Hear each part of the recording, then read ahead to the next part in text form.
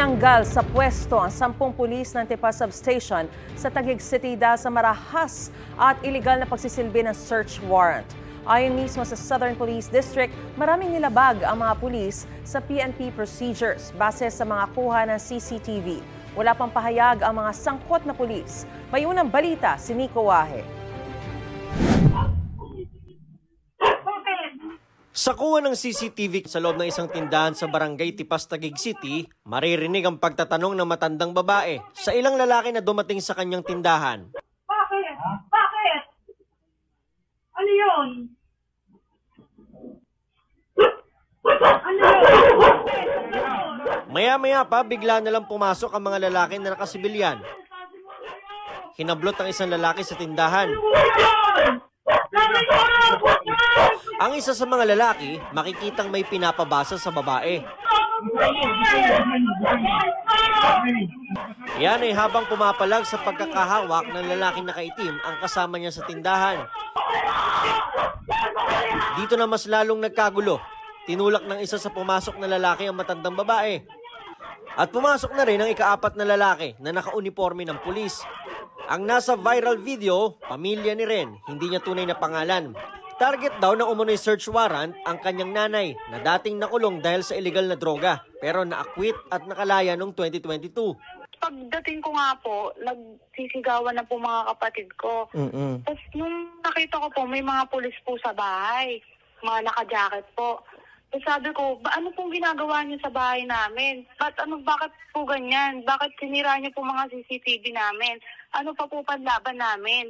Tapos sabi nila, ayaw yung tumigil ang dami nagtuturo sa inyo, ganyan-ganyan, nagbibenta daw kayo ng ano. Ikinagulat din daw ni Ren ang sinapit ng kanyang minor de edad na kapatid na siyang nakaputing damit na hinablot ng pulis.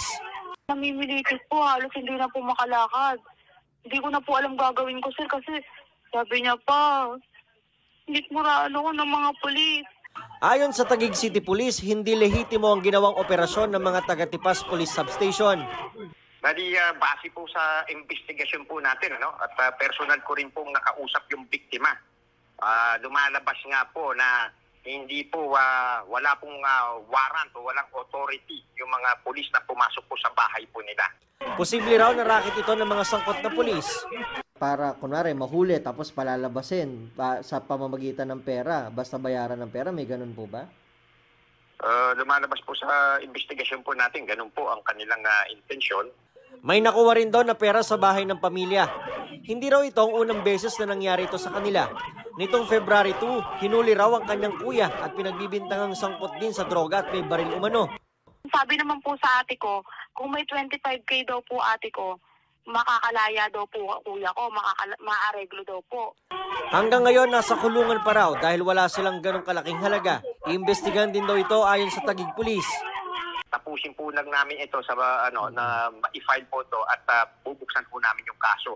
Yung nababanggit nilang sinabing na-aresto po yung anak nila at allegedly naghahagin sila ng price upang pakawalan po.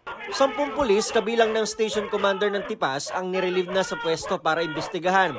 Ayon sa Southern Police District, maraming nilabag ang mga pulis sa PNP procedure base sa CCTV.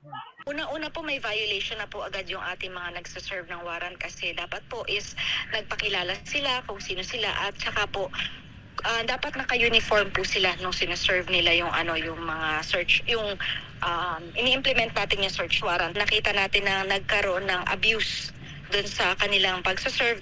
Posible raw maharap sa reklamong grave abuse of authority ang mga pulis. Dinisarmahan na rin sila at kinumpiska ang mga PNP ID. Sir, natanong nyo na itong 10 pulis na to, umamin naman? Sa totoo lang po, hindi ko na kailangan tanungin sila. Okay. Kasi yung sa CCTV pa lang po, mali na. Ay morally convinced na po ako na talagang may kalukuhan po siya talagang ginawa. Bantay sarado ngayon ng Taguig Police ang bahay ng pamilya. Wala pang pahayag ang mga sangkot na pulis. Ito ang unang balita, Nico Wahe, para sa GMA Integrated News.